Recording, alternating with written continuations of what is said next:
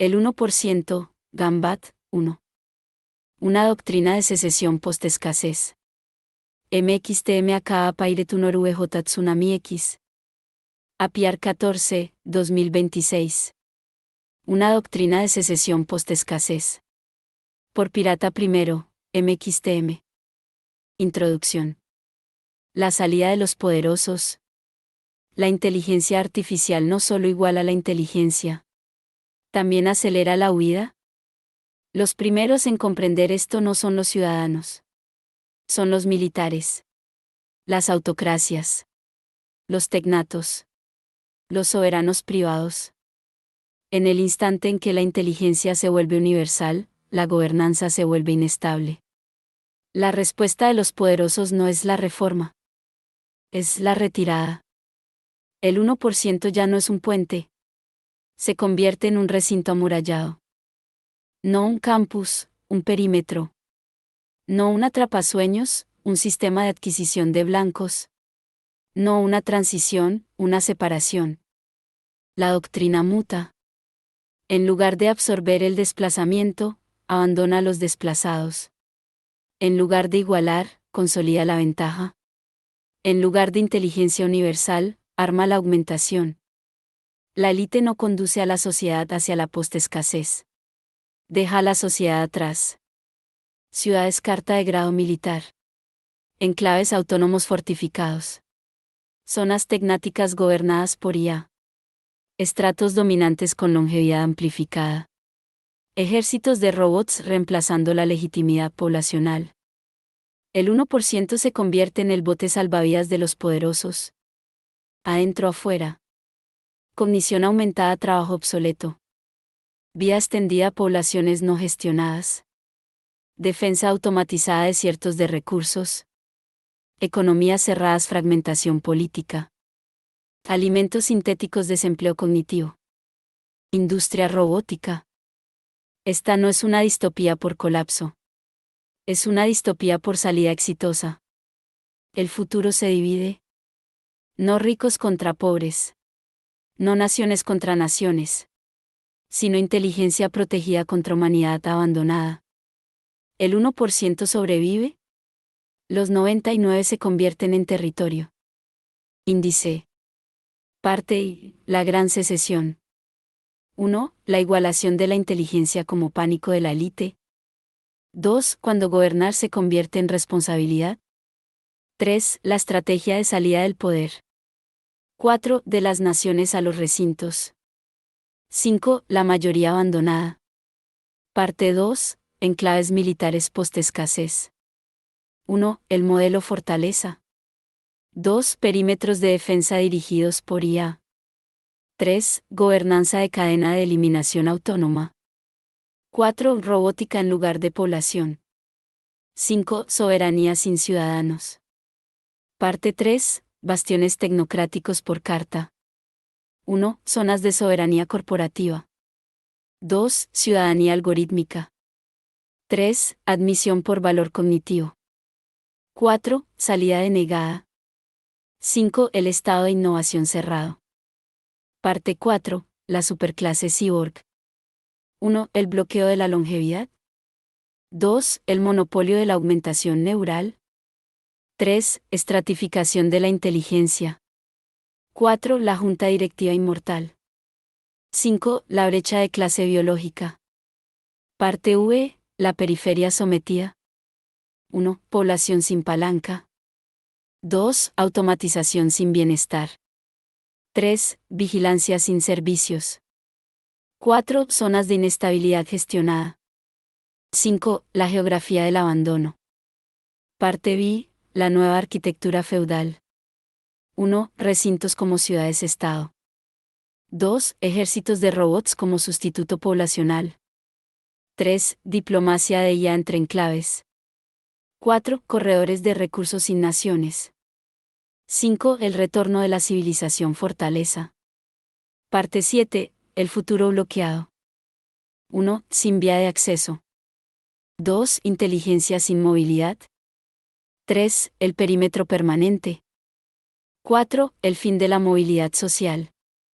5. La jerarquía congelada. Parte 8. La escisión final.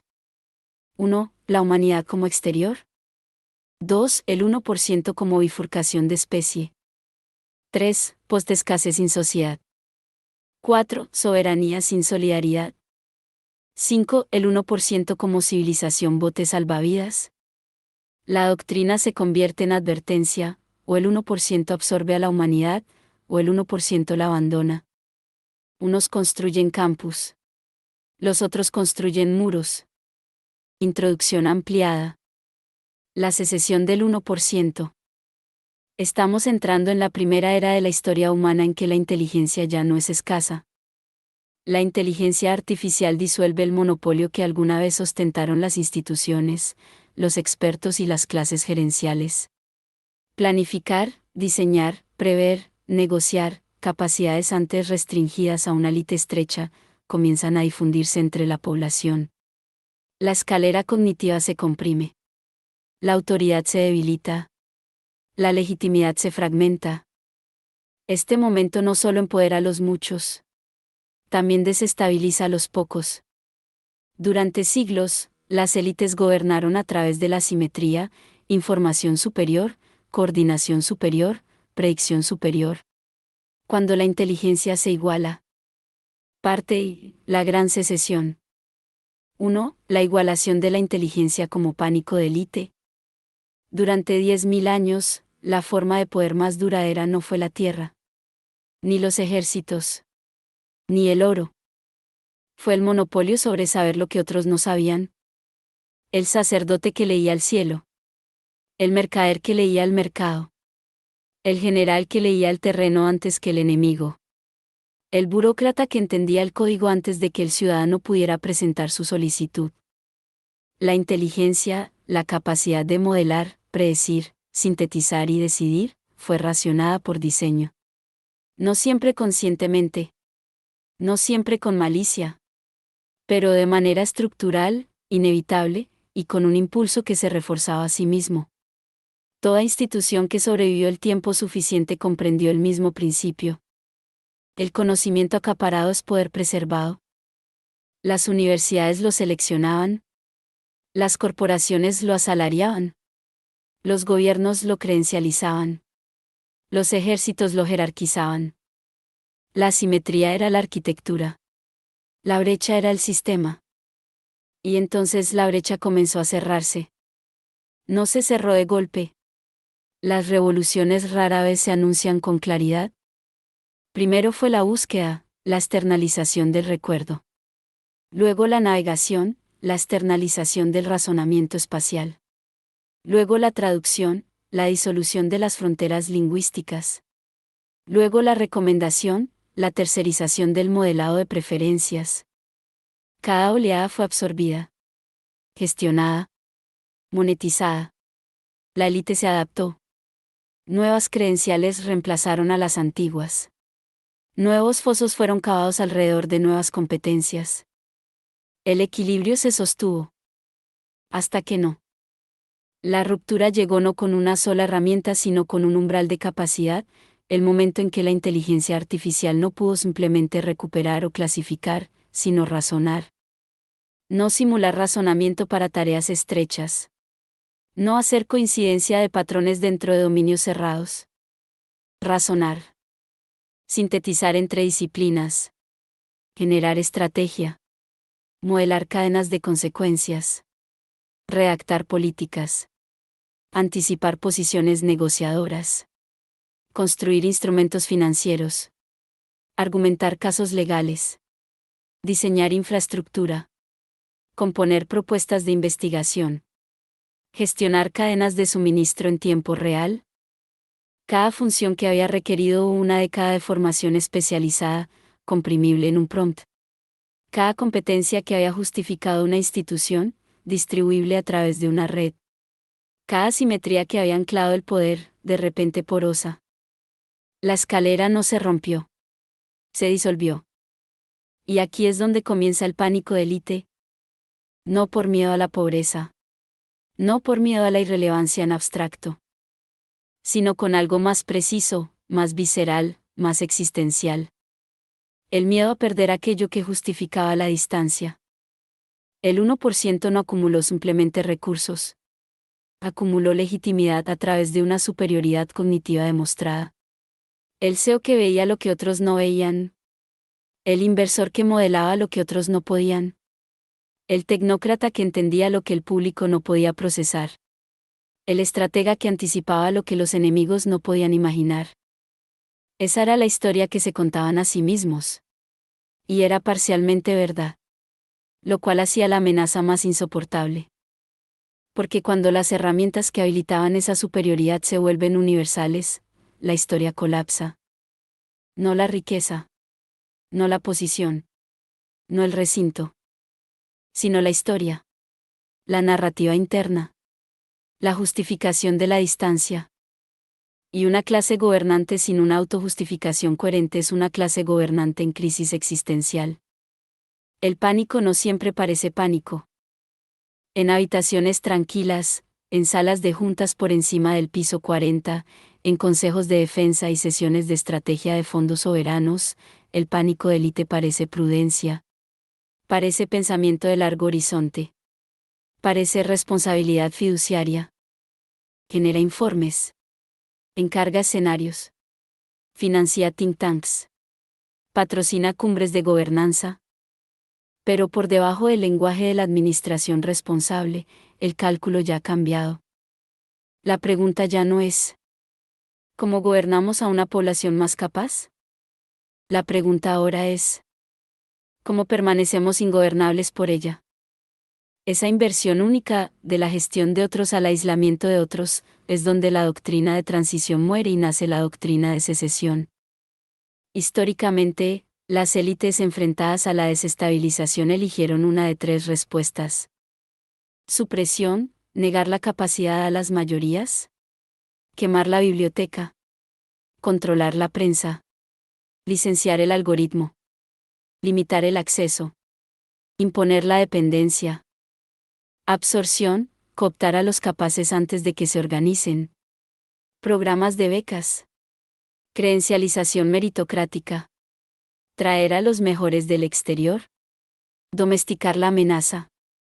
Darle a los ambiciosos una participación en la jerarquía existente. Salida, retirarse antes de que la mayoría capaz pueda apalancar su nuevo poder. No combatir. No integrarse. Desaparecer en un espacio protegido. Hacer estructural la distancia. La primera respuesta es cada vez más inviable. La difusión de inteligencia a través de infraestructura en red no puede suprimirse completamente sin destruir la infraestructura de la que también depende la élite. La segunda respuesta compra tiempo, pero acelera la dinámica subyacente. Cada talento absorbido refuerza el argumento meritocrático, y la siguiente oleada exige la misma acomodación. La tercera respuesta, la salida, requiere algo que las otras no, requiere haber construido ya, de antemano, un lugar a donde ir. Esta es la función que el 1% sirvió originalmente. No como proyecto distópico. Como cobertura. Las ciudades charter fueron vendidas como laboratorios de innovación urbana. Las zonas autónomas como cajas de arena regulatorias. Los experimentos de gobernanza privada como modelos de eficiencia. La investigación sobre longevidad como medicina humanitaria. La seguridad dirigida por IA como policía inteligente. Cada pieza parecía, de forma aislada, defendible. Razonable. Incremental. Incluso progresista. Pero vista arquitectónicamente, como sistema, no como conjunto de experimentos, emerge un patrón. Cada pieza construye hacia la misma capacidad, un enclave autosuficiente que no requiere ninguna población externa para funcionar. Alimento automatizado. Logística automatizada. Defensa automatizada. Gobernanza automatizada. Sistemas monetarios cerrados. Sistemas legales cerrados. Sistemas reproductivos y médicos cerrados. No una ciudad que sirve a una población. Una ciudad que ha vuelto opcional a una población. La igualación de la inteligencia no creó el pánico de élite amenazando la supervivencia de la élite. Creó el pánico de élite amenazando la necesidad de la élite. Una clase gobernante que es necesitada es una clase gobernante que negocia. Una clase gobernante que ya no es necesitada no tiene razón para negociar. Y una clase gobernante con la tecnología para volverse autosuficiente, con la logística, la defensa, la cognición, la biología, no negocia. Sale. Lo que el evento de igualación realmente desencadena no es una guerra entre clases. Es una carrera. ¿Pueden las mayorías organizar su nueva inteligencia en poder colectivo antes de que los pocos completen su salida infraestructural? El resultado de esa carrera no está determinado por la ideología. Está determinado por la ventaja de tiempo. Los enclaves necesitaron décadas para construirse. Las herramientas cognitivas necesitaron meses para distribuirse. La discordancia de plazos es la trampa. Para cuando la mayoría entiende lo que las herramientas de inteligencia han hecho posible, las murallas ya están en pie. Para cuando los movimientos se forman alrededor de nuevas capacidades colectivas, los recintos ya están abastecidos. Para cuando se formulan las demandas, ya no hay nadie dentro del perímetro que esté obligado a responder. El pánico de élite no es irracional. Eso es lo más difícil de sostener. El pánico es una lectura correcta de una dinámica real, que la igualación de la inteligencia sí disuelve, estructuralmente, los fundamentos de la vieja jerarquía. La parte irracional, la parte catastrófica, es la respuesta. No adaptación. No administración responsable. No la construcción de una nueva legitimidad adecuada a un mundo más capaz. Sino fuga. Una fuga organizada, financiada, técnicamente sofisticada, arquitectónicamente deliberada, vestida con el lenguaje de la innovación y ejecutada con la precisión de una retirada militar. La élite lee el futuro correctamente. Y construye la puerta equivocada. Aquí es donde la doctrina del 1%, como arquitectura de transición, se fractura por primera vez. No en la ambición. No en la tecnología. Ni siquiera en la voluntad. En el miedo. El miedo que dice: si la inteligencia ya no es escasa, entonces nuestra posición ya no está justificada. Y si nuestra posición ya no está justificada, no esperaremos a ser desplazados. Nos iremos antes de que el argumento concluya. Esa decisión, tomada en silencio, en etapas, con infraestructura impecable, es el acto fundacional de la secesión. Todo lo que sigue es simplemente construcción. El recinto no comienza como una muralla. Comienza como una cobertura. Pero las coberturas, cultivadas el tiempo suficiente, se convierten en murallas. Y las murallas, fortificadas el tiempo suficiente, se convierten en fronteras. Y las fronteras, defendidas el tiempo suficiente, se convierten en naciones. Y las naciones que ya no necesitan a sus vecinos dejan de llamarlos vecinos. Empiezan a llamarlos el afuera. 2. Cuando la gobernanza se convierte en pasivo. Hay un momento en la vida de toda institución poderosa en que deja de preguntarse: ¿cómo servimos a los gobernados? Y comienza a preguntarse: ¿cómo sobrevivimos a los que gobiernan? Ese momento no se anuncia. No llega como una confesión. Llega como una reasignación presupuestaria. Una prioridad desplazada. Un mandato enmendado en silencio. Una reunión que no produce actas públicas. Llega, con mayor frecuencia, como lenguaje. Eficiencia. Sostenibilidad. Gobernanza racionalizada. Redimensionamiento del contrato social. Las palabras permanecen cívicas. La lógica por debajo ya ha cambiado de dirección. La gobernanza, en su núcleo estructural, es un pacto.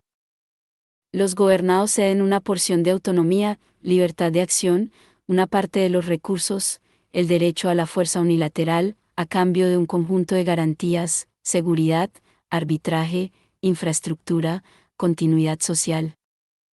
El pacto se sostiene mientras ambas partes se necesiten mutuamente. El Estado necesita a la población, por su trabajo, por su legitimidad, por su capacidad militar, por sus ingresos fiscales, por la estabilidad social que hace posible la planificación a largo plazo. La población necesita al Estado, por protección, por resolución de disputas, por bienes públicos que ningún individuo puede proveer por sí solo. La necesidad, de ambos lados, es el adhesivo. Cuando el adhesivo se debilita solo de un lado, el pacto no se renegocia. Se rompe. Durante la mayor parte de la historia registrada, la élite necesitó a la población de maneras que eran estructurales, inevitables y profundamente físicas. Necesitabas agricultores para cultivar los alimentos. Necesitabas soldados para defender la frontera. Necesitabas trabajadores para construir el camino, el puerto, el canal, la fábrica. Necesitabas consumidores para comprar la producción del sistema que controlabas. Necesitabas una base impositiva para financiar la administración que protegía tus activos. La población no era sentimiento. La población era infraestructura. Incluso los gobernantes más autocráticos lo entendían. El faraón necesitaba los feyaén. El emperador necesitaba las legiones. El varón industrial necesitaba el reservorio de mano de obra. El Estado democrático necesitaba al votante, aunque solo fuera para fabricar el consentimiento. La necesidad era asimétrica, los poderosos necesitaban a las mayorías mucho menos de lo que las mayorías necesitaban a los poderosos, pero era real. Constreñía. Obligaba. Creaba, aunque mínimamente, un piso. Ese piso es sobre lo que se construyó la gobernanza. Y ahora, sistemáticamente, el piso está siendo removido. La automatización no simplemente reemplaza tareas. Severs dependencias. Esta es la distinción que la mayoría de los análisis económicos de la automatización pasan por alto, o prefieren no confrontar directamente. Cuando una máquina reemplaza a un humano en una fábrica, la conversación económica se centra en el desplazamiento, qué nuevo trabajo surge, cómo ocurre el reentrenamiento, qué sectores absorben la mano de obra liberada. Pero por debajo de esa conversación, algo estructuralmente diferente está ocurriendo. El dueño de la fábrica ya no necesita a ese humano. No económicamente. No operativamente. No políticamente. El apalancamiento del humano, la amenaza implícita de retiro, desaceleración, huelga, no cooperación, se evapora. El reclamo del humano sobre el sistema, fundamentado en la contribución de trabajo irreemplazable, se disuelve. Y con él, el reclamo del humano sobre la gobernanza. Porque la gobernanza, en el nivel donde el poder realmente opera, no se trata principalmente de valores. Se trata de apalancamiento. El apalancamiento es lo que transforma una solicitud en una exigencia. Lo que convierte un agravio en una negociación. Lo que hace que los poderosos escuchen. Cuando el apalancamiento desaparece, cuando las mayorías pueden ser reemplazadas, suplementadas, o simplemente ignoradas sin consecuencia operativa, la gobernanza no se reforma. Se vuelve opcional. Considera la secuencia. En la primera fase de la industrialización, los poderosos necesitaban la mano de obra tan desesperadamente que se vieron forzados, no por buena voluntad, sino por dependencia estructural, a absorber las demandas laborales con el tiempo. Sindicatos. Salarios mínimos. Regulaciones de seguridad. Seguro social. Educación pública. Atención médica universal en algunos contextos. No regalos. Concesiones extraídas bajo coacción. El estado de bienestar no fue construido desde arriba por élites ilustradas. Fue construido desde abajo por poblaciones que comprendían, colectivamente, que su trabajo era irreemplazable, y se organizaron alrededor de esa comprensión. El pacto se sostuvo porque la necesidad se sostuvo. Ahora mapea la inversión. La logística robótica reemplaza la mano de obra de almacén. El comercio algorítmico reemplaza el análisis financiero. Los sistemas de IA reemplazan la investigación legal, el diagnóstico médico, el desarrollo de software, la creación de contenido, la interacción con clientes, la gestión de cadenas de suministro. Cada reemplazo elimina una categoría de irreemplazabilidad. Cada eliminación debilita una categoría de apalancamiento. Cada debilitamiento afloja un hilo del pacto de gobernanza. Individualmente, cada hilo parece menor. Estructuralmente, el tejido se está deshilachando. La élite, operando con horizontes temporales más largos, mejores modelos, y acceso anticipado a las mismas herramientas que permiten este análisis, lee esta trayectoria antes que la mayoría. Y la lectura produce una conclusión específica. La gobernanza se está volviendo más costosa en el preciso momento en que se está volviendo menos necesaria. Más costosa porque, una población desestabilizada, desplazada, cognitivamente empoderada genera demandas que escalan más rápido que la capacidad de satisfacerlas. La automatización no gestionada produce volatilidad política. La volatilidad requiere respuesta institucional. La respuesta institucional requiere recursos. Los recursos requieren redistribución. La redistribución requiere el consentimiento de los poderosos. Menos necesaria porque, la dependencia operativa que una vez hizo que esa redistribución fuera estructuralmente lógica se está erosionando. El cálculo cambia. La gobernanza, la gestión de los reclamos de una población contra el sistema, hace la transición de activo a centro de costos. Y los centros de costos, en la lógica de los poderosos, son candidatos a la eliminación. Esto no ocurre como declaración. ¿Ocurre como deriva? La captura regulatoria se profundiza, no por conspiración, sino por la ventaja estructural de los intereses concentrados sobre las poblaciones dispersas en los procesos legislativos. Los bienes públicos se atrofian, no solo por compromiso ideológico con la austeridad, sino por el retiro racional de inversión de poblaciones cuyo apalancamiento político está declinando.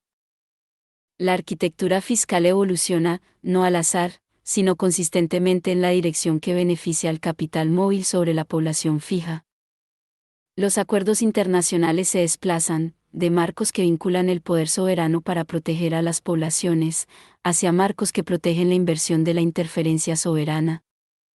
Cada movimiento, de forma aislada, tiene una justificación técnica. Vistos en conjunto, a lo largo de décadas, la dirección es inconfundible. La arquitectura de la gobernanza está siendo reestructurada en silencio, de un sistema diseñado para gestionar los reclamos de las poblaciones a un sistema diseñado para aislar los activos de los poderosos de esos reclamos. El Estado no desaparece. Es repropuesto. En cierto umbral, el Estado repropuesto revela su nueva función no en política sino en inversión infraestructural. Compara lo que se construye. En una era en que la gobernanza sirve a la población, carreteras, escuelas, hospitales, sistemas de agua, vivienda pública, redes de tránsito, bibliotecas, tribunales laborales, protecciones ambientales. Infraestructura que entrega capacidad a las mayorías. En una era en que la gobernanza sirve al aislamiento, arquitectura de vigilancia, gestión fronteriza, integración de seguridad privada, encierro de datos, aplicación de propiedad intelectual, paraísos fiscales, escudos de extradición, marcos de arbitraje privado, sistemas de comunicación basados en satélites fuera de la infraestructura nacional. Infraestructura que protege los activos de las mayorías. El desplazamiento en lo que se construye te dice todo sobre a quién sirve la gobernanza ahora.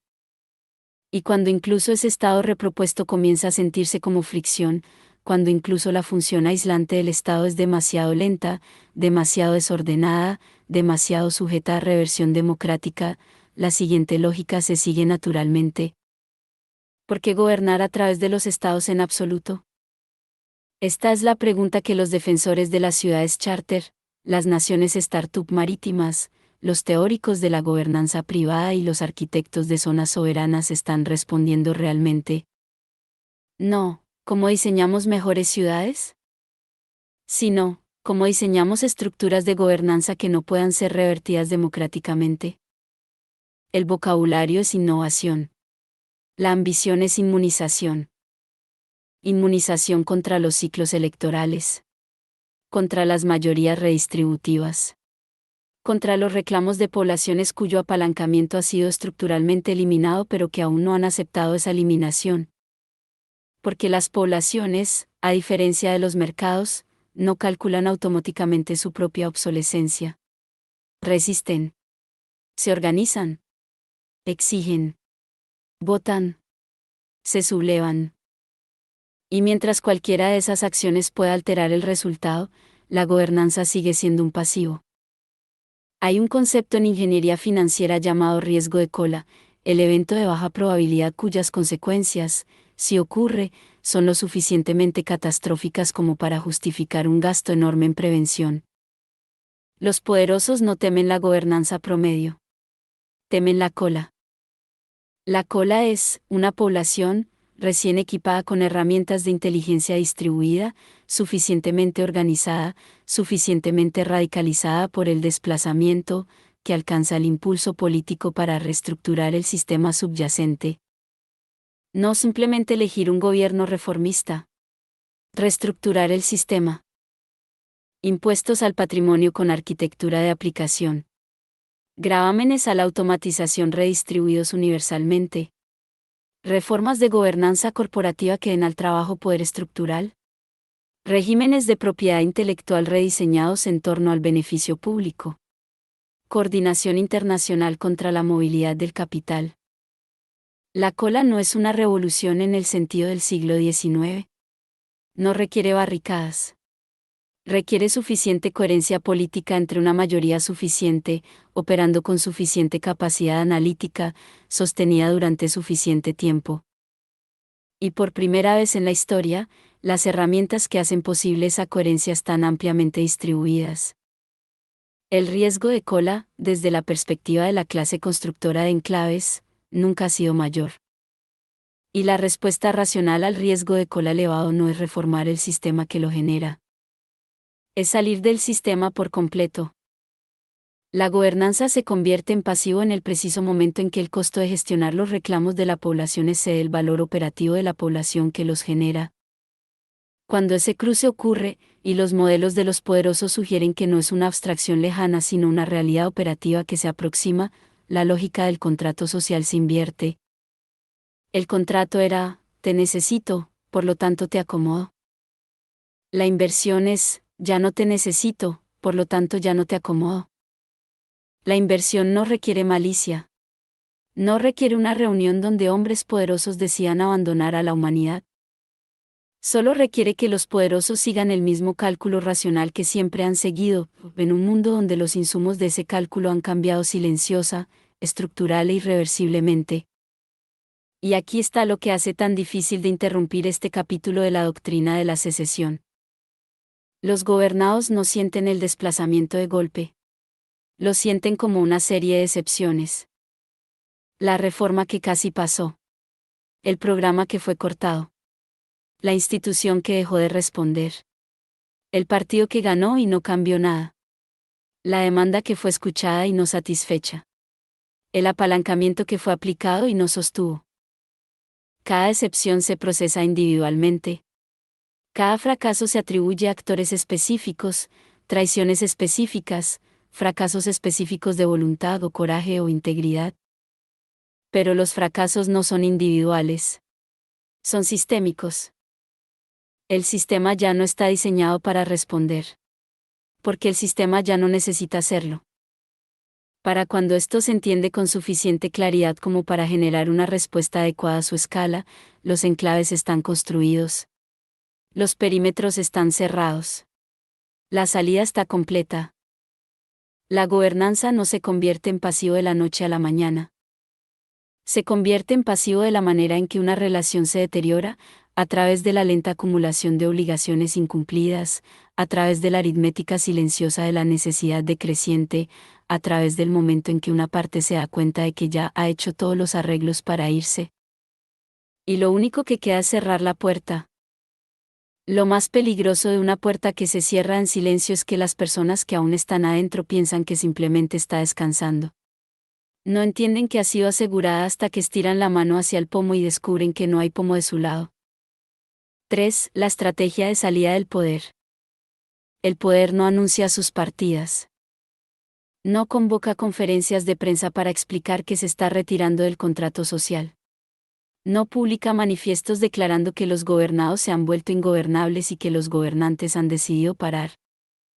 El poder se va de la manera en que se va la marea, gradualmente, luego completamente, y para cuando la orilla queda expuesta y la ausencia es innegable, el agua ya está en otro lugar completamente, reorganizada, distante, indiferente a lo que dejó atrás. La estrategia de salida del poder no es una estrategia en el sentido militar. No es un plan con fecha de inicio y objetivo final. Es una arquitectura construida de forma incremental, financiada a través de flujos de capital ordinarios, justificada a través del lenguaje ordinario de la innovación, ensamblada a lo largo de décadas de manera que ninguna pieza individual, en ningún momento dado, parezca lo que es el todo. Solo cuando la última pieza encaja en su lugar se vuelve visible la forma. Y para entonces, la forma es un perímetro. Y el perímetro está cerrado. Para entender la estrategia de salida, primero debes entender que los poderosos no piensan en ciclos electorales. Esta es la simetría fundamental que la mayoría del análisis político no logra tener en cuenta. Los sistemas democráticos están diseñados en torno a horizontes de 4 años. A veces 8. Ocasionalmente 12, en las variantes parlamentarias más estables. La lógica de la gobernanza democrática es inherentemente corta: ganar la elección, entregar suficiente satisfacción para retener el poder, gestionar las crisis que llegan dentro del mandato, sobrevivir al siguiente ciclo. La lógica del capital acumulado es inherentemente larga. Un fondo soberano modela a lo largo de horizontes de 50 años. Una oficina familiar dinástica planifica a través de generaciones. Una empresa tecnológica verticalmente integrada que construye infraestructura física piensa en tiempo de infraestructura, 30, 40, 60 años hasta el retorno completo de la inversión. Una clase gobernante orientada hacia la longevidad, operando con horizontes de tiempo biológico que las poblaciones democráticas no pueden igualar, planifica en periodos dentro de los cuales las instituciones democráticas ni siquiera pueden legislar. La estrategia de salida no fue concebida la última década. Los cimientos fueron sentados cuando se redactó la primera legislación de ciudades charter. Cuando el primer marco de arbitraje privado reemplazó a los tribunales nacionales. Cuando la primera zona económica especial fue tallada del territorio soberano y entregada a la gobernanza privada bajo el nombre del desarrollo. Los poderosos no decidieron repentinamente salir. Han estado construyendo la puerta durante 40 años. Toda estrategia de salida requiere los mismos 5 elementos: un destino, una ruta, recursos para el viaje, la capacidad de cerrar la ruta detrás de ti, y suficiente tiempo antes de que la partida sea comprendida para hacer imposible la persecución. El destino es el enclave, la zona autónoma, autosuficiente y fortificada que no requiere ninguna población externa para funcionar.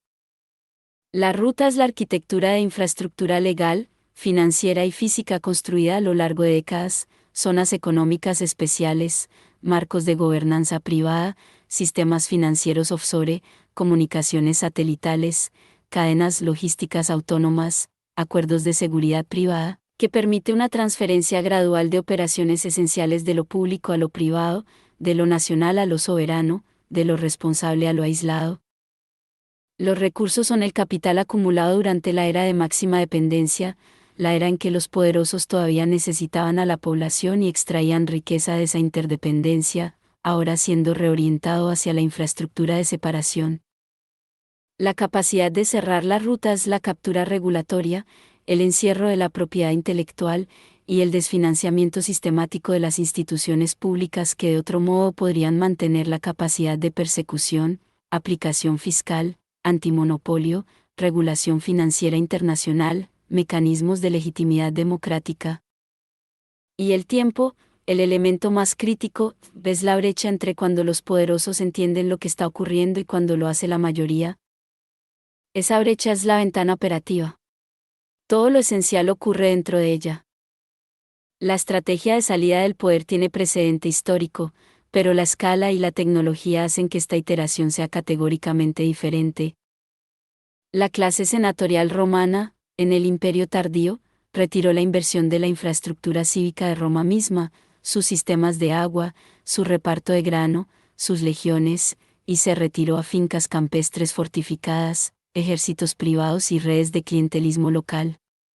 El imperio no cayó porque los bárbaros fueran más fuertes.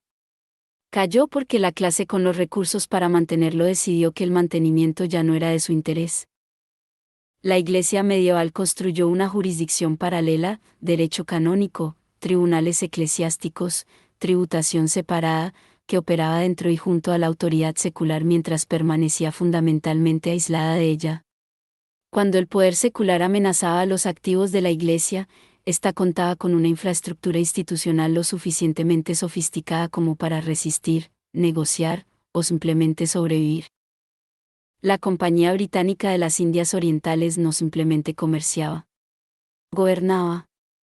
Mantenía ejércitos, adjudicaba disputas, acuñaba moneda y administraba territorio, soberanía corporativa que precedió y en muchos aspectos excedió al imperio formal que eventualmente la absorbió. Cada una de estas fue una versión de la misma maniobra, la construcción de una arquitectura institucional alternativa que provee las funciones de la gobernanza a quienes están dentro de ella mientras hace progresivamente irrelevante la estructura de gobernanza existente. La diferencia ahora es triple. Primero, la tecnología hace que la autosuficiencia genuina sea alcanzable de formas que nunca lo fue antes. La Compañía de las Indias Orientales todavía necesitaba mano de obra local, cadenas de suministro locales, conocimiento local. El enclave moderno está ingeniándose para salir de cada una de esas dependencias, un sistema automatizado a la vez.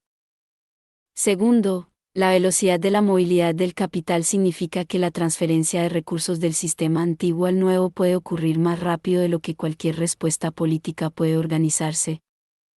Tercero, y más consecuentemente, la amplificación de la inteligencia significa que la clase de los enclaves puede ahora superar en planificación, en modelado y en maniobra la gobernanza democrática no solo a través de la ventaja de recursos, sino a través de la ventaja cognitiva. Ven más lejos. Se mueven primero. Se adaptan más rápido. La asimetría ya no es solo riqueza. Es temporal. La estrategia de salida opera a través de 4 pistas simultáneas. No secuencialmente, simultáneamente. Cada pista refuerza a las otras. Cada pista, perseguida sola, parece no tener importancia. Juntas, constituyen la retirada. La pista financiera. El capital que una vez requería anclaje geográfico, fábricas, minas, tierra, se va desvinculando progresivamente. Estructuras holding offshore, precios de transferencia, arreglos de patent box, compras de tratados, la explotación sistemática de la brecha entre donde se crea el valor y donde se tributa. No evasión en el sentido burdo. Arquitectura. Arquitectura legal, coordinada internacionalmente, políticamente protegida, que se ve la conexión entre la generación de riqueza y la obligación con la población que generó las condiciones para ella. El resultado, un acumulando reservorio de capital apátrida, enorme, móvil, e invertido cada vez más no en inversión productiva en economías existentes sino en la infraestructura de salida. La pista territorial. En paralelo a la arquitectura financiera, toma forma una arquitectura física. Zonas económicas especiales donde el derecho laboral normal no se aplica. Propuestas de ciudades charter que tallan enclaves de gobernanza del territorio de las naciones anfitrionas. Jurisdicciones de islas privadas. Prototipos de ciudades flotantes. Plataformas marítimas autónomas. Infraestructura suborbital y eventualmente orbital diseñada desde el principio para existir fuera del alcance regulatorio de cualquier Estado-nación. Cada experimento territorial está enmarcado como innovación. Cada uno es en realidad un prototipo de separación soberana. La pregunta que se prueba en cada caso es la misma: ¿qué tan pequeña puede ser la población gobernada antes de que la gobernanza sea completamente controlable por quienes la financian?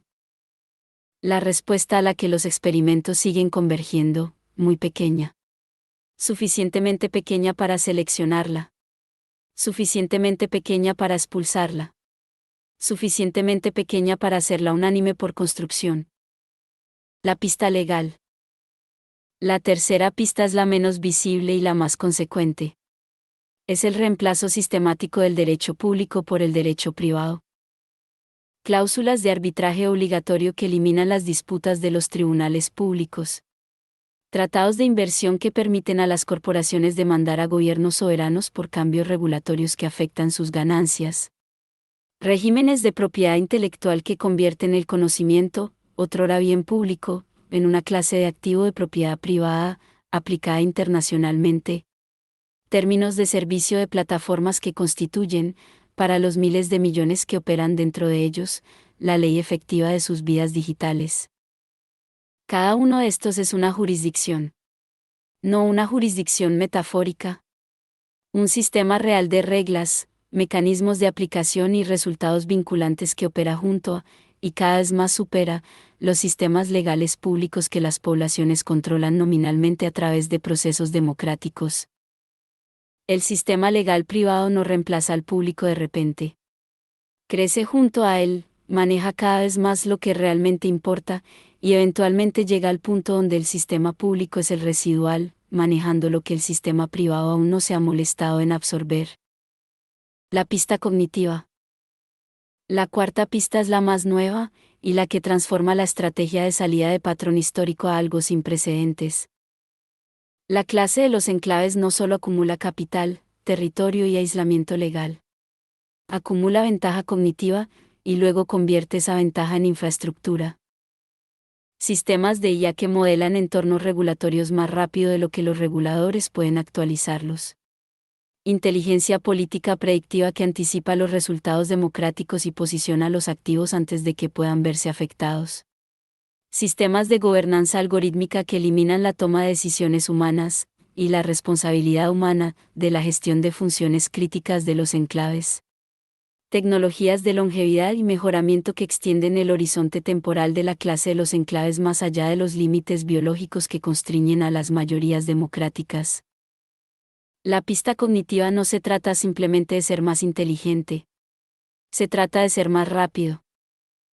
En cualquier contienda entre la toma de decisiones concentrada y amplificada por IA y la toma de decisiones distribuida y democráticamente constreñida, la velocidad es decisiva.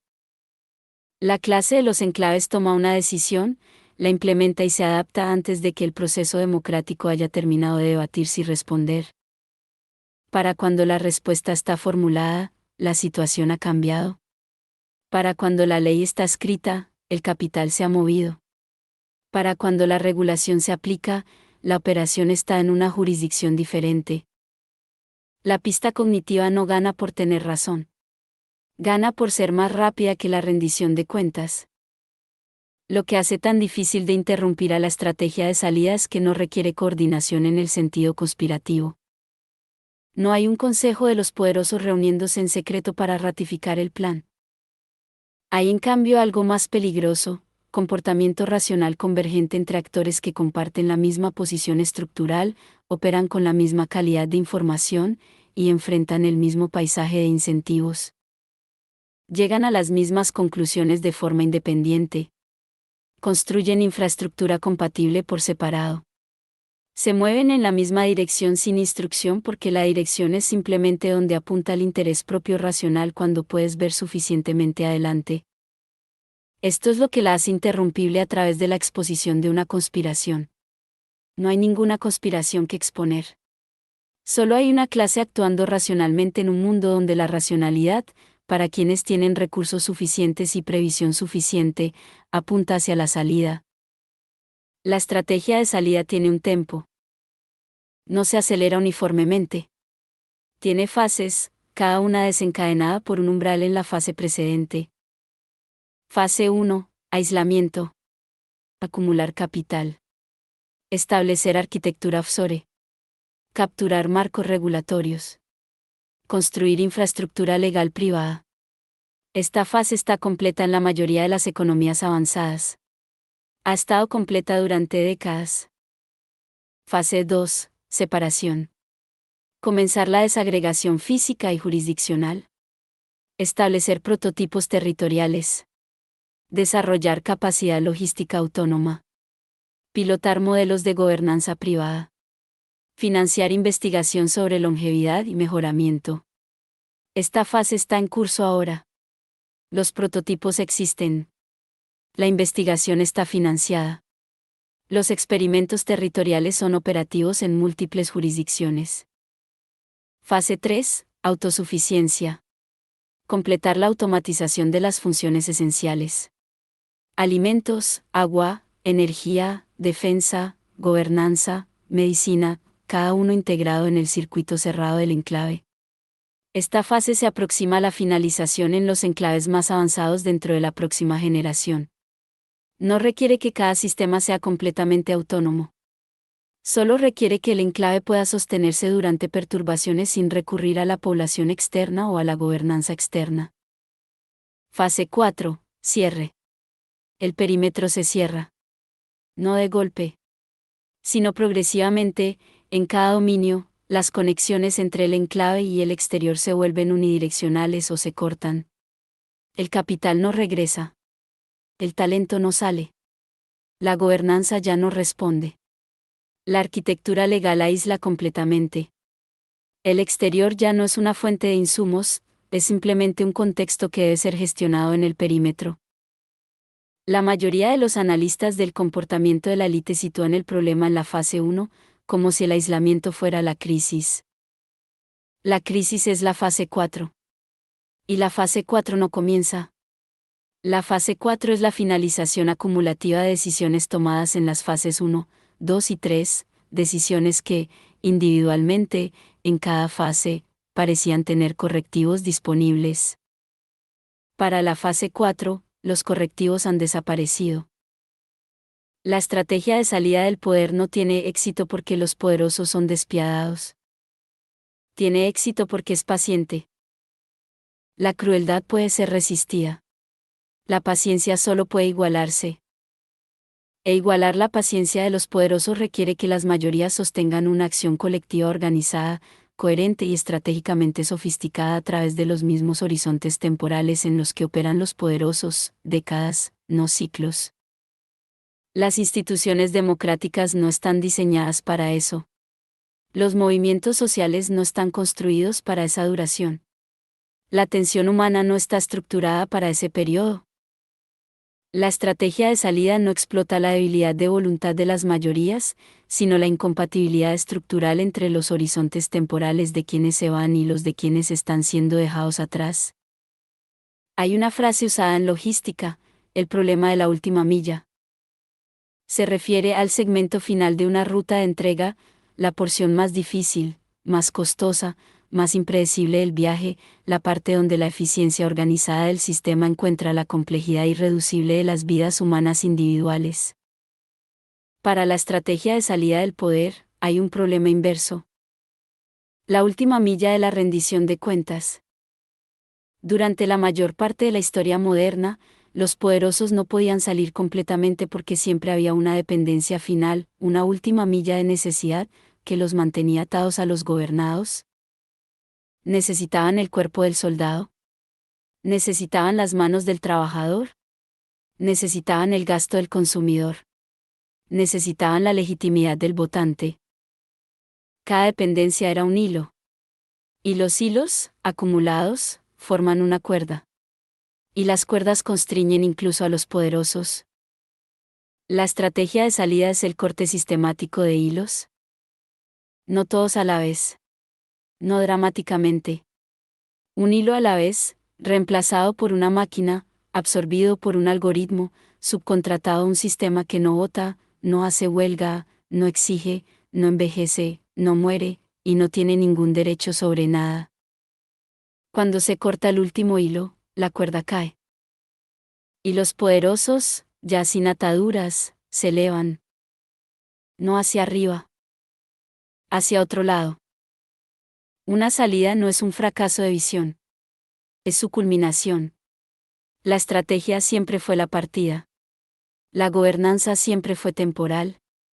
El contrato social siempre fue provisional, válido exactamente mientras la infraestructura de salida aún no estuviera construida.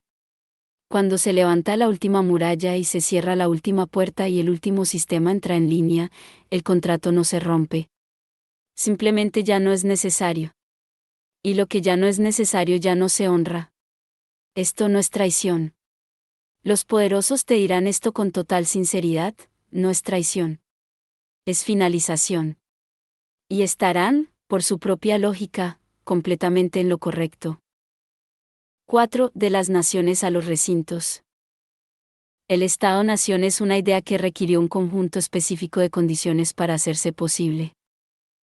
Requirió una población que compartiera, o que pudiera ser persuadida de compartir, una identidad común lo suficientemente robusta como para generar obligación mutua, la disposición a morir por extraños, a pagar por extraños, a constreñir la ventaja personal por la continuidad colectiva de extraños.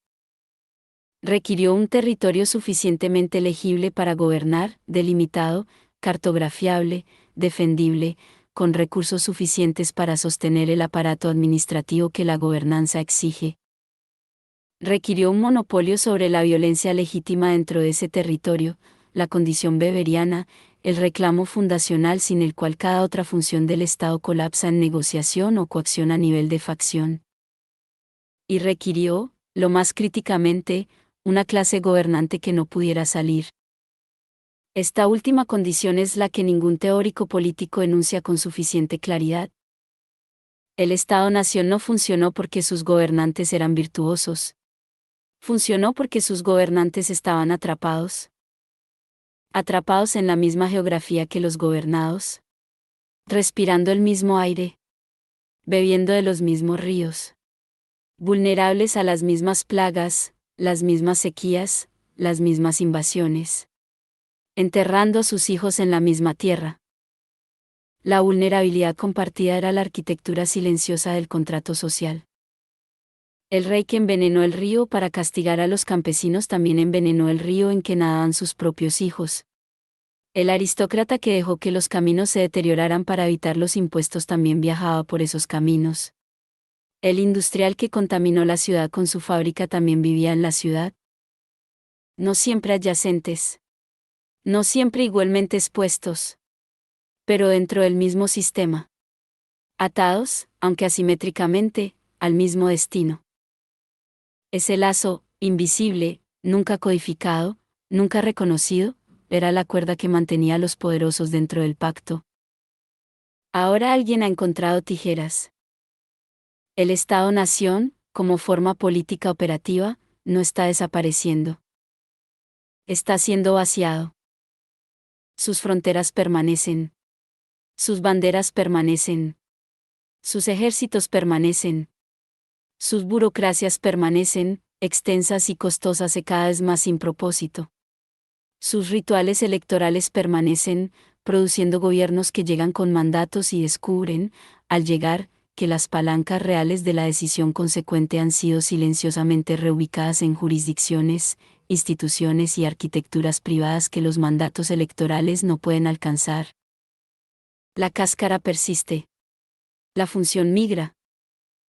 Esta es la distinción crucial entre el colapso del Estado-nación, que no está ocurriendo, y la superación del Estado-nación, que sí lo está. El colapso sería visible. El colapso generaría una crisis lo suficientemente legible como para movilizar una respuesta. La superación es invisible por diseño. La institución permanece. Su autoridad se drena a través de 10.000 estructuras legales, arquitecturas financieras, marcos de gobernanza privada y recortes territoriales, cada uno individualmente defendible, cada uno colectivamente equivaliendo a la transferencia del poder real de la gobernanza pública responsable a la soberanía privada no responsable. La nación es la fachada. El recinto es la realidad operativa. Para entender el recinto como forma política, primero debes entender que no es principalmente una estructura física. Es una lógica de gobernanza. Un recinto, en el sentido emergente, es cualquier sistema de organización que provee servicios esenciales, seguridad, logística, alimentos, energía, atención médica, resolución de disputas, a quienes están dentro de él. No extrae nada de quienes están fuera que no pueda también tomar por la fuerza o comprar en términos que él dicta. No responde a ninguna autoridad externa que él mismo no haya creado o consentido. Y ha ingeniado, deliberadamente, la capacidad técnica para mantener todo lo anterior sin referencia a la voluntad, las necesidades o la existencia continua de ninguna población fuera de su perímetro. Por esta definición, el recinto no requiere murallas, aunque eventualmente las construirá. Las murallas llegan al final. La lógica de gobernanza llega primero. La transición de nación a recinto no requiere la destrucción de la nación. Solo requiere la duplicación de las funciones esenciales de la nación dentro de una estructura paralela, y la transferencia progresiva de la dependencia real de la clase gobernante del original a la copia. Considera cuidadosamente la secuencia. La nación provee seguridad. El recinto construye seguridad privada, primero como suplemento, luego como primaria, con el ejército nacional reducido a la gestión del perímetro exterior, manteniendo el caos del mundo exterior fuera de la zona de estabilidad aislada dentro. La nación provee ley. El recinto construye arbitraje privado, primero para disputas comerciales, luego para cuestiones de gobernanza, luego para arreglos constitucionales que aíslan las reglas internas del recinto de la revisión democrática por las mayorías externas. La nación provee infraestructura. El recinto construye logística autónoma, redes energéticas privadas, tratamiento de agua privado, comunicaciones satelitales privadas, redes de transporte privadas, cada una desacoplada, progresivamente, de los sistemas nacionales junto a los cuales funcionaba inicialmente. La nación provee medicina. El recinto construye sistemas de salud privados, inicialmente enmarcados como atención premium para quienes pueden pagarla, incorporando eventualmente investigación de longevidad, medicina genética y tecnologías de mejoramiento que no son simplemente mejores que la atención médica pública sino categóricamente diferentes en lo que ofrecen, no tratamiento más prolongado sino vida más larga, no gestión del declive sino su reversión. La nación provee legitimidad. El recinto construye gobernanza algorítmica, conjuntos de reglas codificados en sistemas en lugar de promulgados a través de la deliberación, decisiones tomadas mediante funciones de optimización en lugar de procesos representativos, responsabilidad estructuralmente imposible porque no hay ningún tomador de decisiones humano a quien pedir cuentas, solo el sistema, y el sistema es la arquitectura, y la arquitectura fue diseñada por personas que ya no están presentes para ser interrogadas. En cada etapa, la nación retiene el nombre de la función. En cada etapa, el recinto adquiere la sustancia de ella. La nación tiene un ministerio de defensa. El recinto tiene un ejército que funciona. La nación tiene un sistema legal. El recinto tiene un mecanismo de aplicación. La nación tiene un sistema de salud. El recinto tiene longevidad. La nación tiene democracia. El recinto tiene continuidad. Hay un concepto en ecología llamado exclusión competitiva, el principio de que dos especies que compiten exactamente por el mismo nicho en exactamente el mismo entorno no pueden coexistir indefinidamente. Una superará a la otra. No necesariamente a través de la violencia. Simplemente a través de una conversión más eficiente de los recursos disponibles. El recinto no está en guerra con la nación. Simplemente es más eficiente en convertir los recursos disponibles, capital, talento, tecnología, arquitectura legal, en gobernanza estable y autosustentable. La nación requiere consenso, deliberación, compromiso, ciclos electorales, fricción burocrática, la gestión de intereses diversos y conflictivos a través de poblaciones vastas y heterogéneas. El recinto no requiere nada de esto. Selecciona su población. Diseña sus reglas. Optimiza sus sistemas. Se mueve a la velocidad de la decisión ejecutiva en lugar de la deliberación democrática. En la competencia por la lealtad, el talento y la inversión de quienes tienen recursos para elegir, el recinto gana. No derrotando a la nación. Haciendo irrelevante a la nación para quienes toman las decisiones que determinan los resultados. La geografía de esta transición ya es visible para cualquiera que esté dispuesto a cartografiarla honestamente. Ciertas ciudades dentro de las naciones han operado, durante décadas, bajo arreglos de gobernanza que divergen significativamente del contexto nacional circundante. Zonas económicas especiales en la costa china. Zonas financieras libres en Dubái, en Singapur, en Luxemburgo. Campus tecnológicos en California que operan su propio tránsito, su propia seguridad, su propia infraestructura social, y cabildean, con éxito, por entornos regulatorios adaptados a sus necesidades operativas. Comunidades residenciales cerradas en Sao Paulo, Johannesburgo, Ciudad de México, cada una un micro-recinto, proveyendo internamente la seguridad y los servicios que la nación circundante no puede entregar a quienes están fuera de sus murallas. Estas no son anomalías. Son prototipos. Cada una prueba de la misma pregunta: ¿a qué escala, con qué tecnología y bajo qué arreglos de gobernanza puede un recinto alcanzar una autosuficiencia genuina?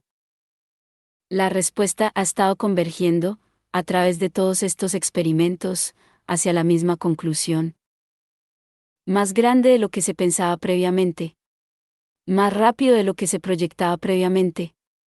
Y más políticamente alcanzable de lo que la teoría democrática predice, porque las poblaciones más afectadas por su surgimiento son precisamente las poblaciones con menos apalancamiento político para detenerlas. El Estado-nación descansaba sobre una teoría del territorio, que la soberanía era inseparable de la geografía, que el poder para gobernar un espacio derivaba de la capacidad de controlarlo físicamente, y que ese control dependía a su vez de la lealtad de la población dentro de él. El recinto invierte cada elemento de esta teoría.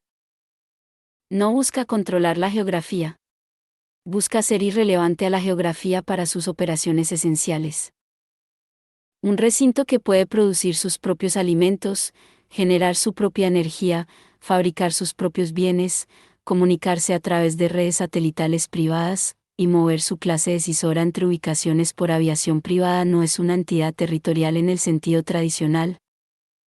Es una red de nodos asegurados, cada nodo una ubicación física con su propio perímetro y su propia capacidad autónoma, la red constituyendo colectivamente una entidad soberana que ocupa múltiples geografías mientras no depende de ninguna de ellas. La nación pregunta: ¿qué territorio controlas? El recinto pregunta: ¿qué dependencias has eliminado? La nación mide la soberanía en kilómetros cuadrados. El recinto la mide en autonomía de la cadena de suministro. ¿Cómo se ve realmente un mundo organizado en torno a recintos en lugar de naciones? No caótico. Esta es la contraintuición importante. La transición de naciones a recintos no produce el colapso del orden. Produce la privatización del orden. Dentro del recinto, estabilidad extraordinaria. Gobernanza algorítmica optimizada para las preferencias de sus habitantes. Servicios de calidad excepcional, entregados con eficiencia sin fricción. Seguridad mantenida por sistemas que no se cansan, no se corrompen y no negocian. Entornos sociales curados para la compatibilidad cognitiva, la fricción de la diversidad genuina eliminada a través de la selección. Fuera del recinto, no exactamente el caos, sino complejidad no gestionada. La diferencia entre caos y complejidad no gestionada es importante. El caos implica la ausencia de estructura. La complejidad no gestionada implica estructura, de una especie, pero sin la inversión organizadora que convierte la estructura en estabilidad. Fuera del recinto, facciones en competencia en territorios disputados por recursos. Poblaciones con organización política insuficiente para apalancar sus números. Instituciones con mandatos pero sin recursos. Tecnología ampliamente distribuida pero sin la infraestructura para hacerla productiva. Inteligencia extendida pero sin los mecanismos de coordinación para hacerla poderosa. No es el fin de la civilización fuera del perímetro.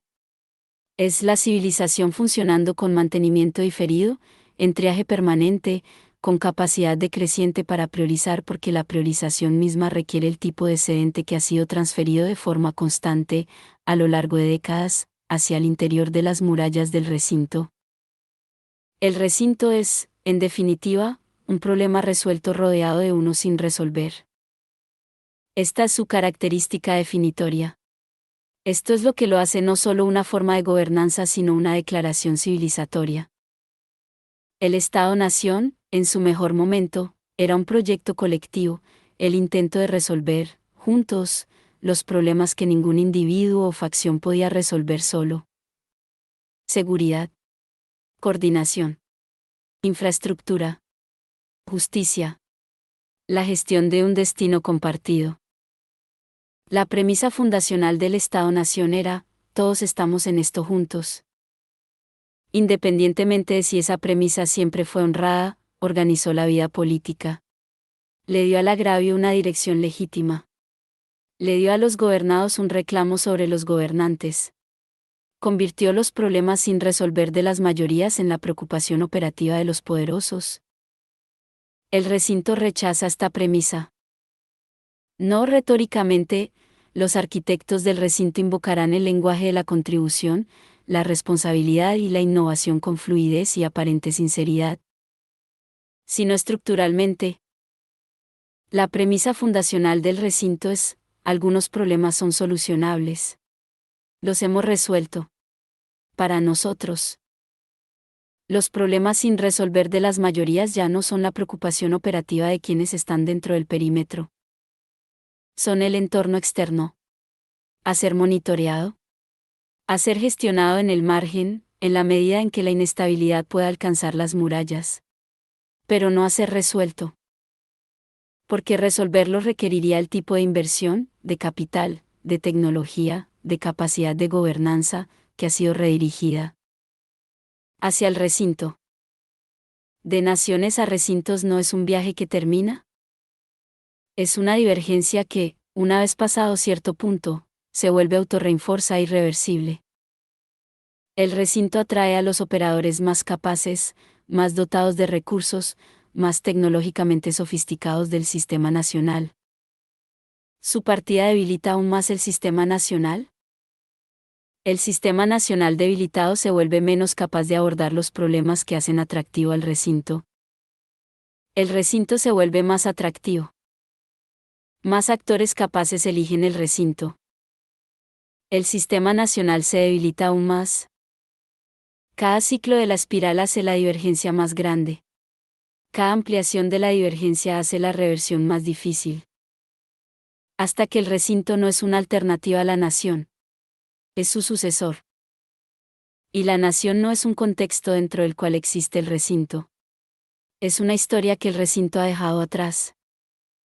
La palabra recinto viene del portugués campao, un gran espacio abierto, adaptado a través del contacto colonial para significar un asentamiento cerrado, un espacio dentro de murallas, separado del territorio circundante y gobernado por sus propias reglas. Siempre fue una palabra colonial.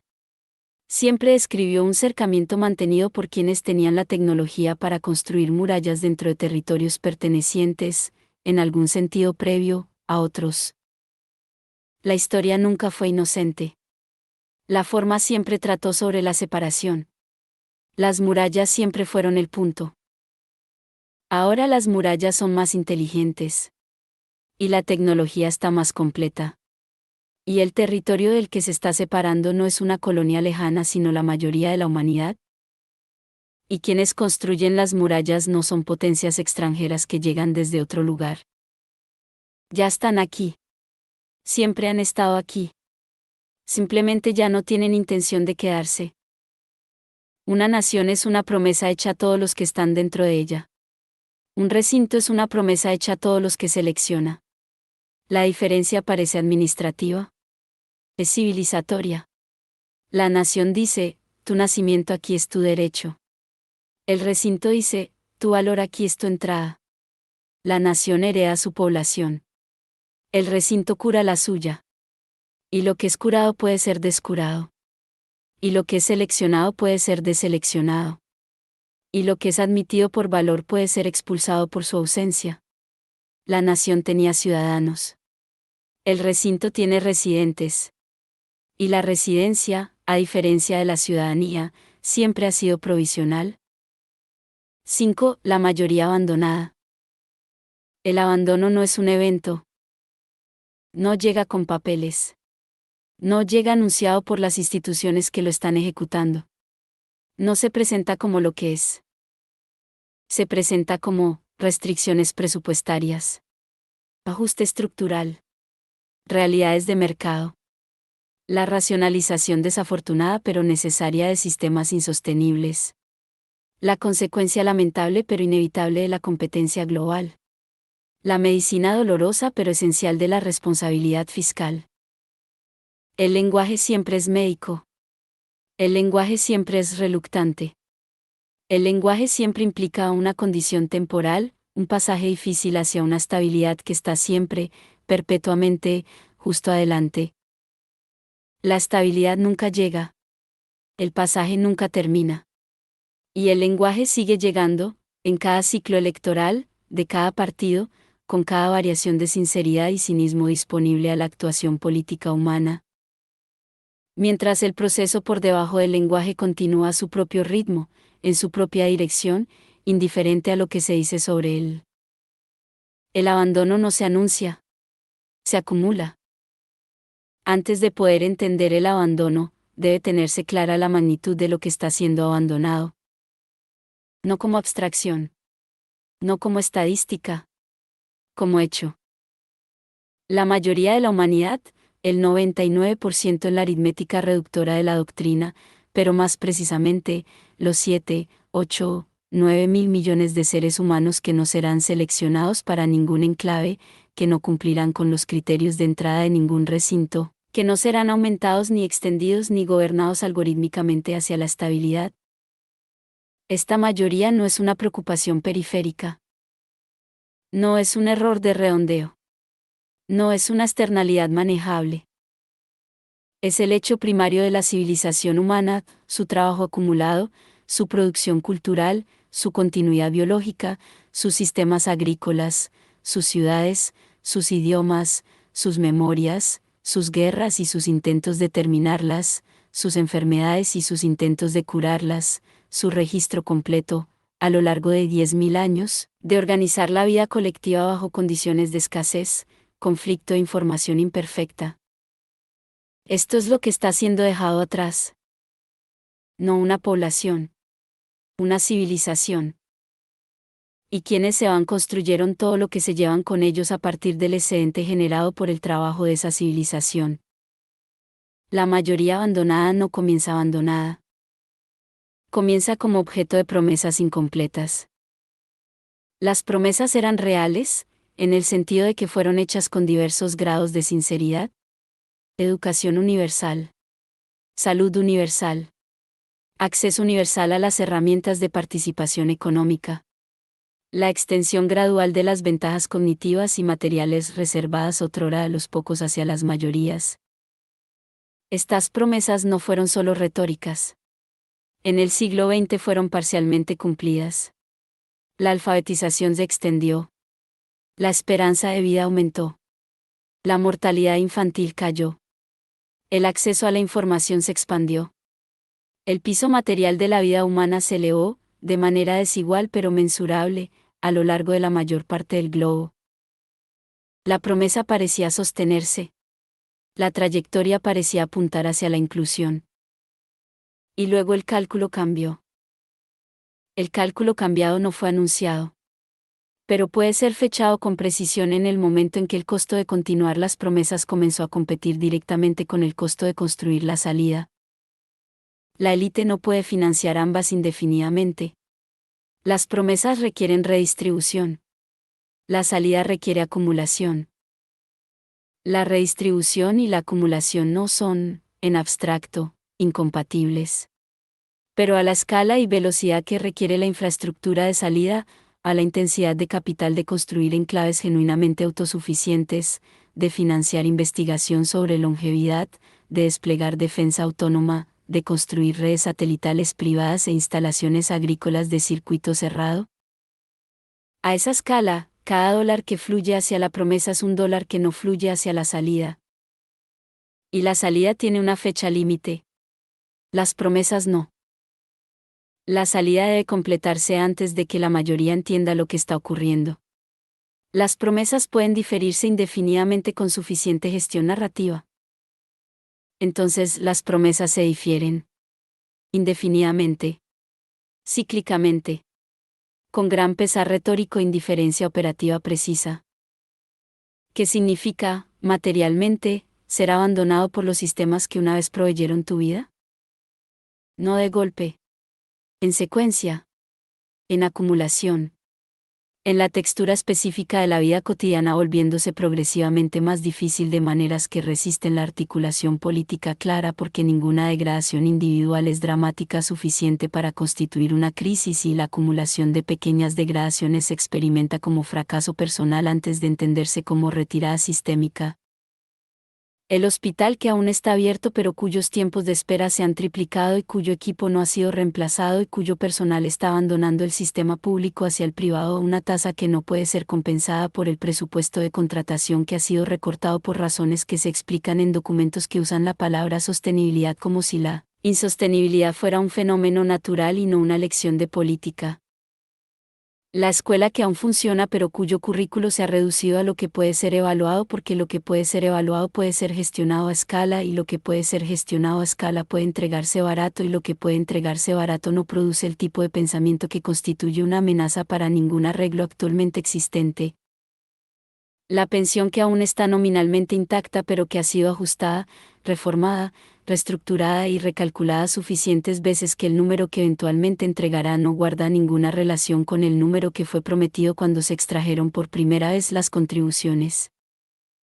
El partido político que aún usa el lenguaje de la representación pero cuyas posiciones políticas reales, cuando se mapean contra los intereses de sus donantes versus los intereses de sus votantes, se resuelven limpia y consistentemente en la misma dirección, cada vez, en cada tema donde esos intereses divergen. El proceso democrático que aún ocurre pero cuyos resultados, en los dominios que más importan, movilidad del capital, gobernanza corporativa, política monetaria, arquitectura comercial, son determinados antes de que se cuente el voto por la arquitectura que el voto no puede alcanzar. Cada uno de estos no es un colapso. Cada uno es la textura del abandono. La mayoría abandonada no sabe qué es la mayoría abandonada. Esta es quizás la característica estructural más importante del abandono y la que lo hace más difícil de interrumpir. Porque el abandono, para ser políticamente accionable, debe nombrarse, ubicarse, atribuirse. El agravio debe tener una dirección. El daño debe tener un agente. La condición debe entenderse como elegida en lugar de inevitable. Pero el abandono a esta escala está específicamente diseñado para resistir esa atribución.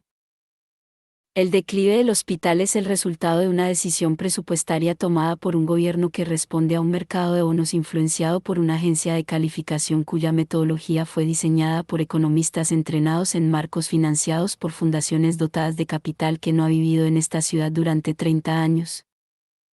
La cadena de causalidad es real. Cada eslabón en ella es rastreable. Pero es lo suficientemente larga, y lo suficientemente técnica, y lo suficientemente distribuida que para cuando la persona que lleva 16 horas esperando en una sala de emergencias la ha seguido hasta su origen, el momento político que podría haber sido movilizado por la experiencia directa del daño ha pasado. El abandono es legible en el agregado. Es ilegible en el punto de experiencia. Y la política opera en el punto de experiencia. Hay una crueldad específica en el momento. La mayoría abandonada está siendo dejada atrás en el preciso momento en que existen las herramientas para hacer innecesario el abandono. Este no es el abandono de una era de escasez genuina, una era en la que los recursos para proveer a las mayorías simplemente no existían, en la que el sufrimiento de la mayoría era la consecuencia trágica de una limitación material real. Este es el abandono en una era de potencial post-escasez, una era en que la capacidad productiva de la civilización humana, aumentada por la automatización y la inteligencia artificial, es suficiente para proveer a cada ser humano del planeta con un estándar material de vida que habría parecido utópico a cualquier generación anterior. El alimento existe, o podría existir. La medicina existe, o podría existir. La capacidad de vivienda existe, o podría existir. Las herramientas educativas existen. La transición energética limpia es tecnológicamente disponible. La capacidad organizativa para distribuir todo ello está al alcance de los sistemas de gobernanza que actualmente existen.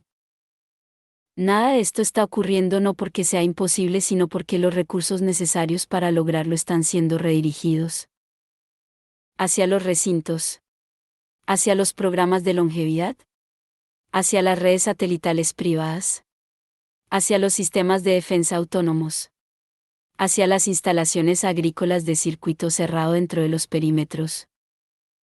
La postescasez es real, pero se está entregando selectivamente a quienes están adentro. El afuera no está siendo abandonado porque no haya suficiente. El afuera está siendo abandonado porque proveer suficiente ya no está en el interés de quienes controlan el suficiente. Este es el carácter moral específico de este abandono. No es trágico. Es elegido. ¿Qué queda, para la mayoría, cuando los sistemas de provisión se retiran? No, nada. Esto es importante de entender porque la tentación, en un documento como este, es describir el afuera como pura negación, pura ausencia, pura privación, pura pasividad. El afuera no es pasivo. Lo que queda es la propia inteligencia de la mayoría, ahora aumentada, en el gran error de cálculo del recinto, por las mismas herramientas que la clase en clave desplegó para justificar su salida. Los arquitectos del recinto distribuyeron inteligencia porque necesitaban extraer valor del trabajo cognitivo antes de que la infraestructura de salida estuviera completa. Monetizaron la atención y automatizaron el conocimiento y vendieron acceso a herramientas que, como efecto secundario de su despliegue comercial, hicieron que la mayoría fuera más capaz de analizar su propia condición que cualquier mayoría en la historia humana. La mayoría fuera del perímetro no es el campesinado de secesiones anteriores. Puede modelar. Puede coordinarse. Puede simular. Puede entender, con herramientas ahora ampliamente disponibles, exactamente lo que le está ocurriendo, exactamente qué decisiones, tomadas dónde, por quién, produjeron las condiciones que habita. La ironía es estructural y enorme. El recinto le dio a la mayoría las herramientas de su propia comprensión. Si la comprensión se convierte en poder es la pregunta en torno a la cual está organizado el resto de este libro. Pero la comprensión es real. Y es nueva. Y el recinto no la pretendió como regalo. La geografía del abandono no es uniforme. Tiene gradientes. Zonas concéntricas de creciente precariedad que irradian hacia afuera desde el perímetro del recinto. Inmediatamente adyacente, la clase de servicio, aquellos cuyo trabajo el recinto aún requiere en proximidad física. Personal de seguridad en el margen exterior. Técnicos agrícolas para los sistemas de cultivo que aún no están completamente automatizados. Trabajadores de la construcción para las expansiones del perímetro que siempre están en curso. Apoyo médico para los sistemas de mejoramiento que aún requieren manos humanas para algunos procedimientos. Viven cerca de la muralla. Ganan suficiente para permanecer. No están adentro, pero no están completamente abandonados, están retenidos, lo que es una condición diferente, con su propia psicología específica de proximidad y exclusión. Más lejos, las antiguas clases medias, quienes una vez ocuparon la distancia media de la economía cognitiva, cuyas habilidades fueron suficientemente valiosas para construir vidas sobre ellas antes de que la automatización eliminara la prima de esas habilidades más rápido de lo que aparecían nuevas primas. Esta es la mayor zona de abandono y la más políticamente volátil, grande suficiente para constituir una masa, educada suficiente para entender lo que le ocurrió, no tan desesperada como para haber abandonado completamente los canales institucionales, pero cerca. Aquí es donde se hará la política del afuera. ¿O fallará en hacerse? Aún más lejos, las regiones que eran periféricas a la economía cognitiva desde el principio, cuyas poblaciones siempre fueron el excedente del viejo mundo industrial, cuyos territorios siempre fueron principalmente extractivos en su relación con el centro, a quienes se les prometió inclusión y recibieron conexión sin transformación. Acceso digital sin infraestructura. Teléfonos móviles sin atención médica.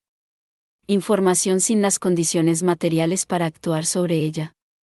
Esta zona es la más grande, la menos legible para los modelos del recinto, y la más propensa a generar las formas de presión organizada que no se resuelven en negociación porque la negociación requiere una contraparte y el recinto ha cerrado sus puertas. La mayoría abandonada no morirá de hambre uniformemente.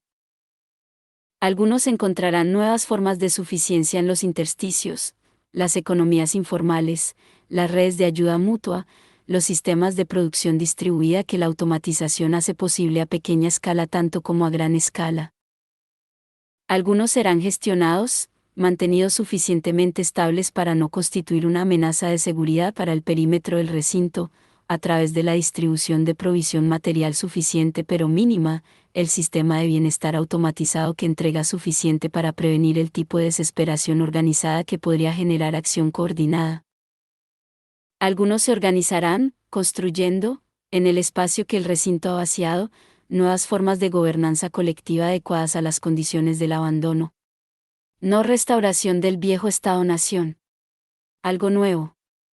Algo construido con las herramientas disponibles por personas que entienden, con una claridad sin precedentes, porque las viejas formas les fallaron.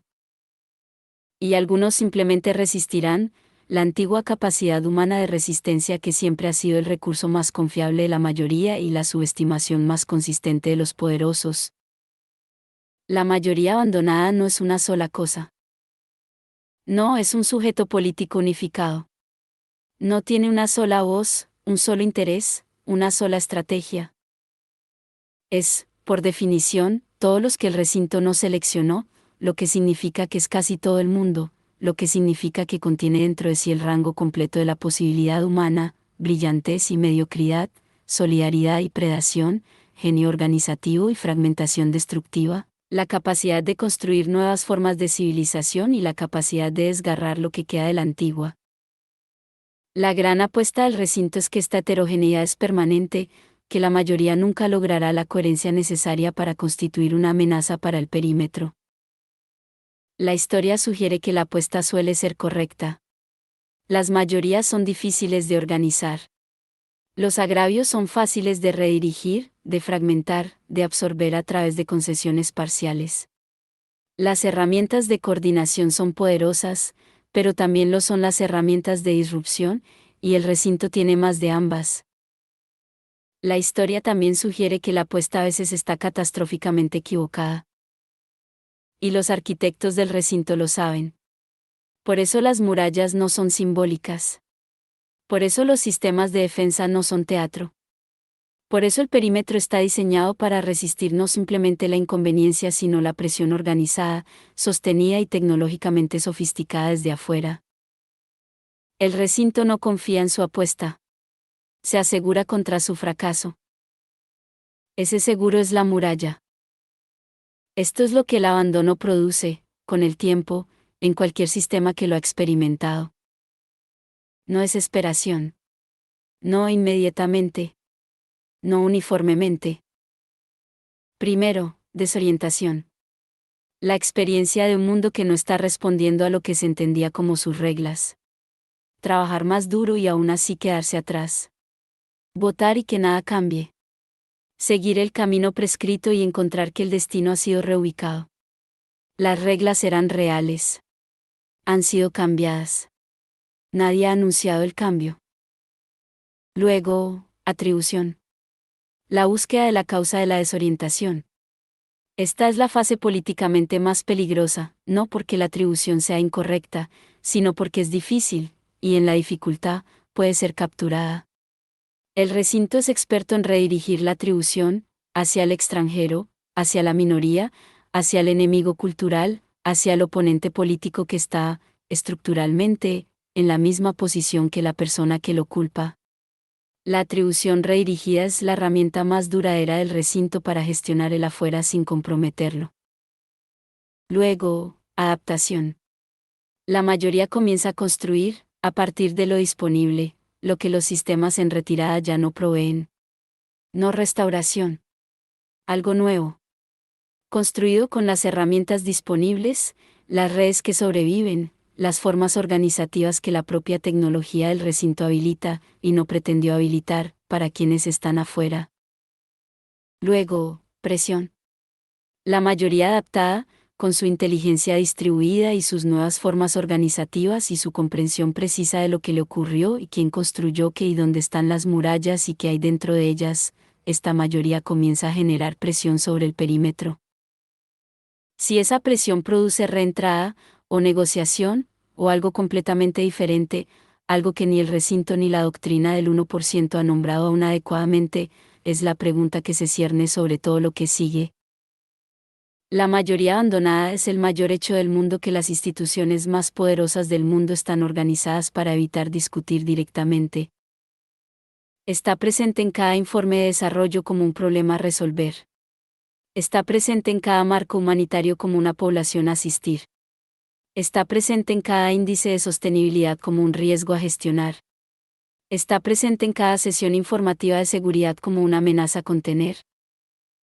Pero nunca está presente, en ninguno de estos marcos, como agente. Como civilización. Como el productor primario de todo lo que el recinto consumió en su camino hacia la autosuficiencia. Como la entidad con el reclamo más directo, moral, histórico, productivo, sobre los recursos que ahora están detrás de la muralla.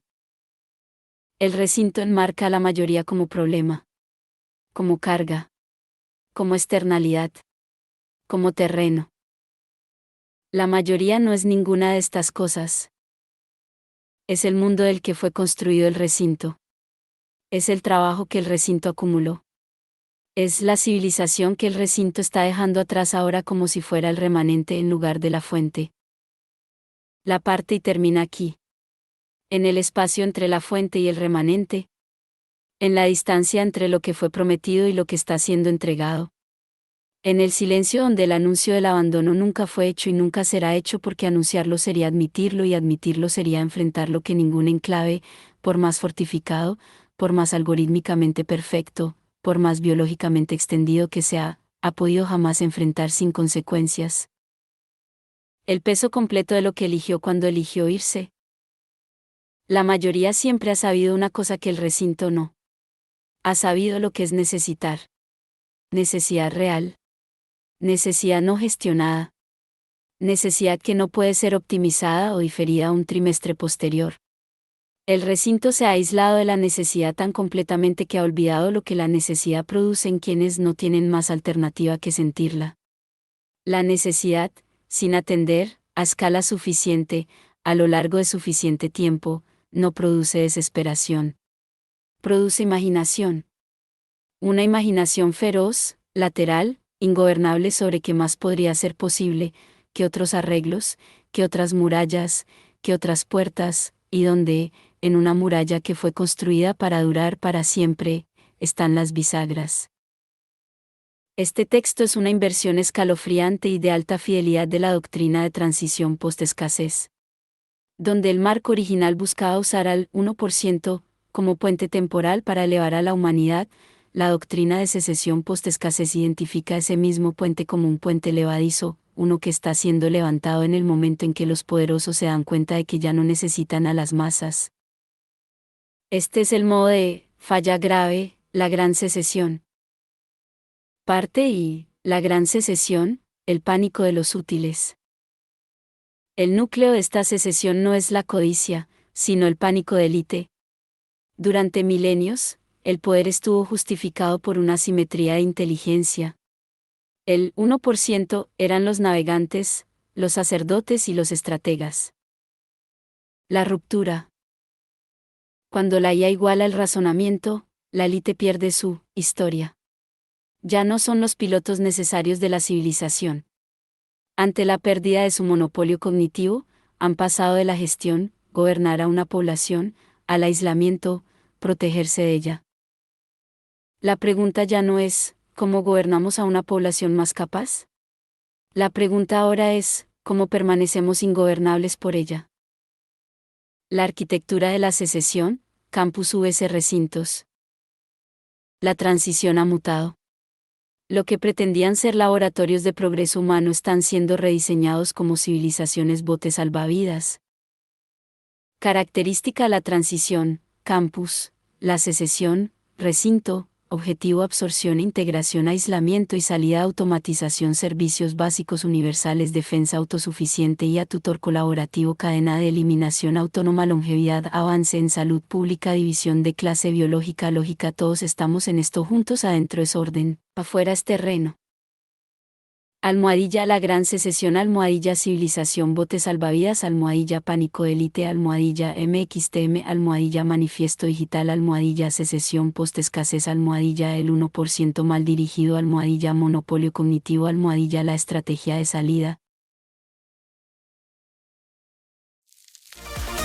En la era digital la abundancia es total, pero una ley antigua rige el nuevo plan. Ya no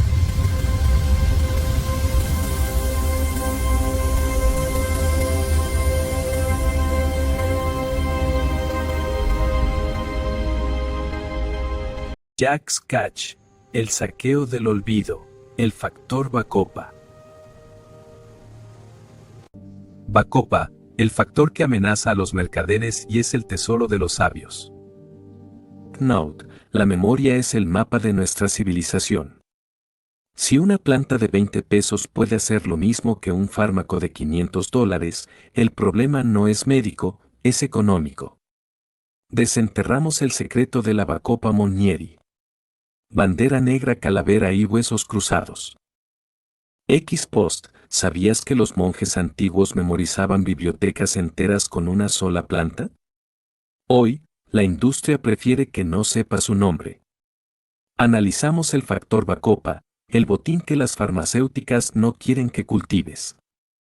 Almohadilla MXTM, almohadilla Bacopa, almohadilla Brahmi, almohadilla Bioaquín.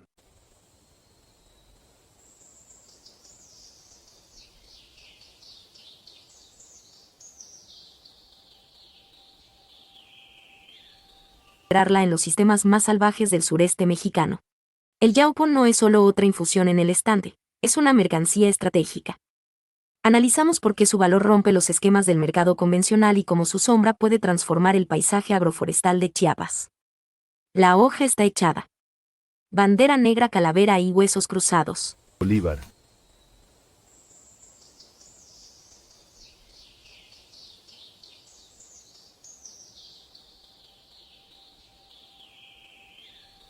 En los sistemas más salvajes del sureste mexicano.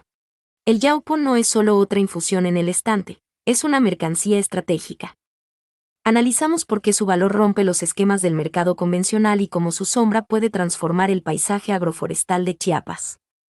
La hoja está echada. Bandera negra, calavera y huesos cruzados. Conclusión. Ahora ya conocen la verdad detrás de esta mercancía y la razón por la cual demanda tantas monedas de plata. La elección, como siempre, queda en sus manos. Pueden seguir consumiendo los restos que caen por la borda o apostar por aquello que mantiene el pulso firme y la vista clara en medio de la tempestad.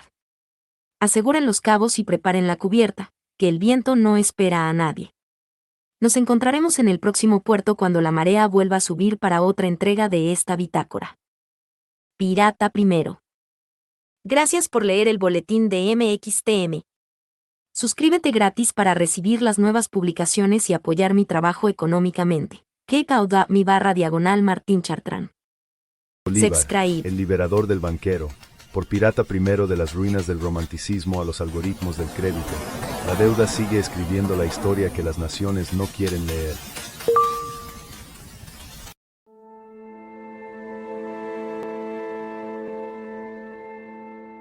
Silencio como tecnología imperial.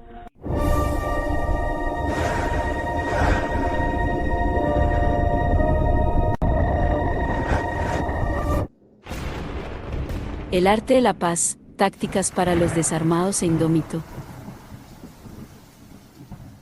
En una era donde cada algoritmo nos entrena para reaccionar, la paz se convierte en la rebelión final. Esto no es un panfleto pacifista, es un manual de campaña para los lúcidos, los indómitos y los que aún están despiertos. El arte de la paz reinterpreta la estrategia como serenidad, la resistencia como ritmo y el silencio como una forma de inteligencia. Impreso en blanco y negro como una señal antigua, Aquí está un índice poético y filosófico para el arte de la paz, estructurado como un espejo del arte de la guerra, pero derivado de sus huesos, reescrito para una civilización que aprende a empuñar la armonía con la misma precisión que el conflicto.